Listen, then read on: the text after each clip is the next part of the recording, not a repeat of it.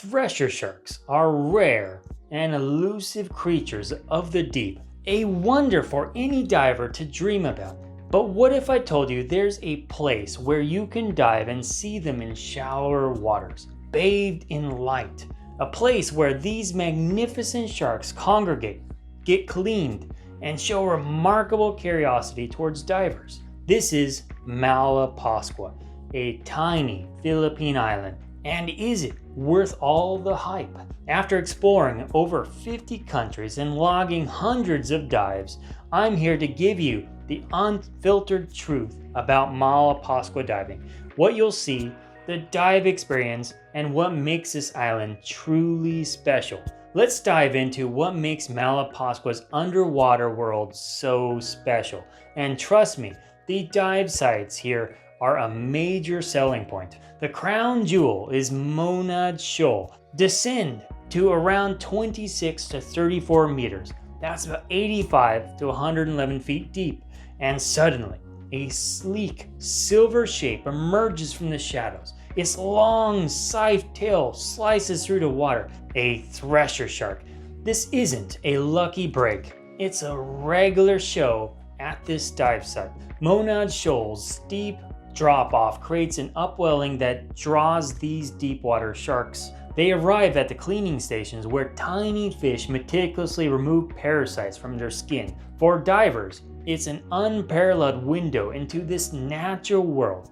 Incredibly, this happens in only one of 2 places globally. The star of the show is the pelagic thresher shark, the smallest of the thresher species. But don't let smallest fool you. When you see them in person, they feel quite massive. From tail to head, they can stretch from 3 meters or 10 feet long. Diving with these thresher sharks requires respect and patience. They're shy creatures, so hug the bottom and resist the urge to chase. Want an amazing photo? Hover completely still and let them approach you. They'll circle closer with each pass if you remain calm. These threshers are morning visitors only, making Monad Shoal a very time-specific dive. A word of caution, this is a site for experienced divers. As one of the few known cleaning stations for these sharks, we must treat this place with the utmost respect. Commercial fishing continues to decimate these shark populations worldwide, and this particular group is protected. Local dynamics are complex. Other sharks have begun hunting these threshers as well, causing them to shift their territories. While Monad Shoal is likely their primary spot, they might also visit Camud Shoal. Over-tourism is also a real threat. Some dive sites have restricted access now to protect the threshers. If these sharks no longer feel safe, they could abandon the area entirely. Our responsibility is to ensure their continued presence. So make sure, before you go, do a little bit of research, find out if there's any permits needed. The protection may ramp up over time. And make sure you are well comfortable about going down to 26 to 30 meters and being able to hover with good buoyancy and very calmly. It's also worth noting that if you aren't good with the buoyancy, the whole place is littered with fire corals, so bad news if you hit the ground. Malapascua isn't just a one-trick pony though. We stayed there for a week, and I wish we could have stayed there a lot longer. There is so much more to see.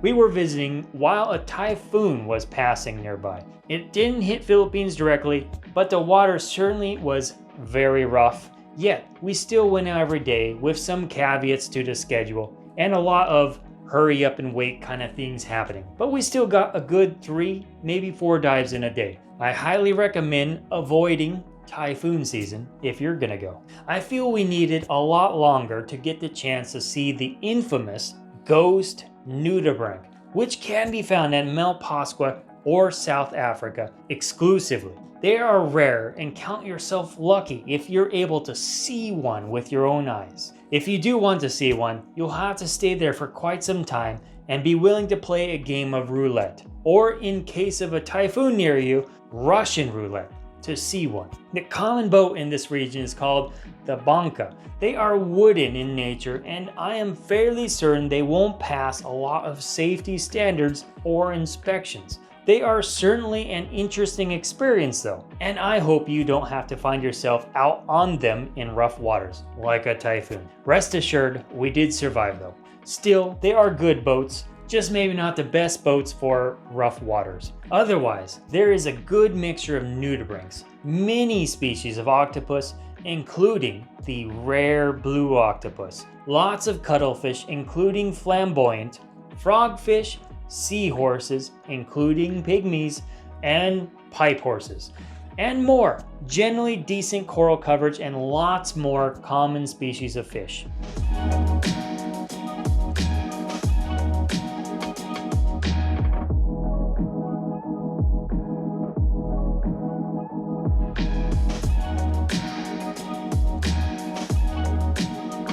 You'll also have a good opportunity to go sunset diving to see mating mandarin fish as well here.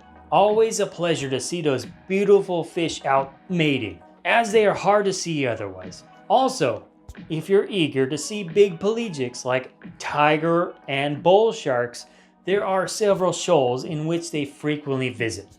They are not fed by any local companies, they are just often found there. So it's a good chance to get up close and personal experience with these big sharks in the wild.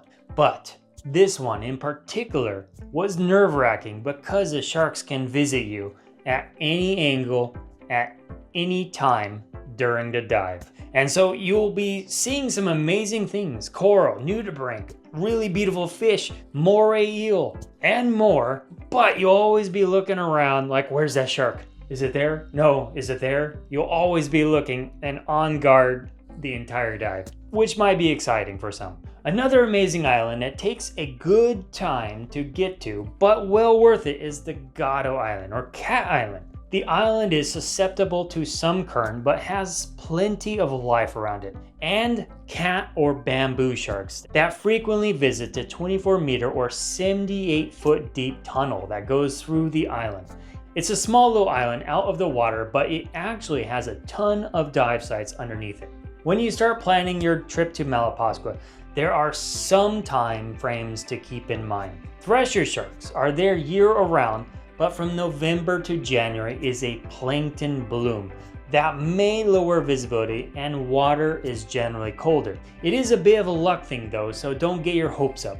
Also, the manta rays can be seen there occasionally all times of the year, but more frequently in colder water months as well. Water temperature will peak in May around 31 Celsius or 89 Fahrenheit. Quite warm. What's truly interesting about Malapascua is the sheer variety in life you'll see there.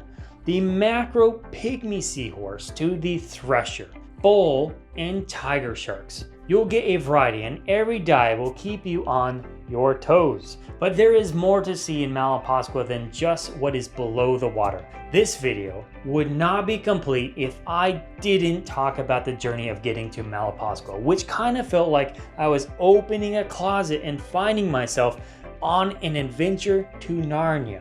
In general, you'll fly into Cebu, which is the closest international airport. Map software will tell you the drive from Cebu to the local port in Malapascua will take you about 4 hours. I have heard from many now, including my own experience, that the drivers generally see this 4-hour challenge and decide that they're going to take it upon themselves to try and make world records and try to get you in there in 2.5 hours. You might ask yourself, how is this possible?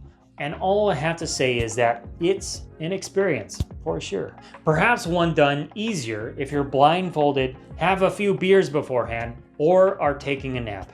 When you get to the port, you'll actually have to take a banca boat to the actual Malapascua Island, which doesn't have many piers for boats. So when you deboard the boat, you'll quite literally walk a plank to the beach. Probably a good idea to make sure you have your sandals prepared because you'll be a little wet. It's kind of a cool experience. You kind of feel like you're a little bit of a pirate. Just make sure you have your luggage in hand and don't drop it in the water. On first appearance, the island will feel very rustic and nowhere near the tropical tourist destinations of some other places. Malapascua has had its history in fishing, and that was the primary source of revenue. However, since a boom of tourism since the 1990s, the island has shifted to more tourist-friendly activity. But you'll find it's not quite so big for shifting. They certainly packed a lot in there though, and it is decently touristy today once you get into the narrow roadways. That reminds me, the main mode of transportation on the island is by foot, bicycle, or scooter. The roads are not big enough for cars. So again, if you have big luggage, it's gonna be a little challenging getting to your destination. But some scooters have little trailer wagons that they can tug your luggage around in. Having internet on the island used to be an issue, but recent years they started adopting Starlink, which has improved availability of internet coverage significantly. Malapascua measures just 2.5 kilometers or 1.5 miles long and 1 kilometer or 0.6 miles wide. Its focus today is singular: diving. The island's few restaurants and basic accommodations cater to those who prioritize underwater experiences over luxury. Still, for what it's worth, we stayed at the Tapani Beach Resort, and I quite enjoyed it. It's a bit pricier than other hotels around, but had a great view, good food, and some adorable dogs. One of them I fondly remember with its tiger stripes. Given we were seeing tiger sharks underwater, I found it humorous seeing a tiger dog above water. I also really want to shout out to the dive company we dove with. They are called MTD, or Malapascua Thresher Divers. We originally booked with another company, and after seeing their operation, we weren't digging it.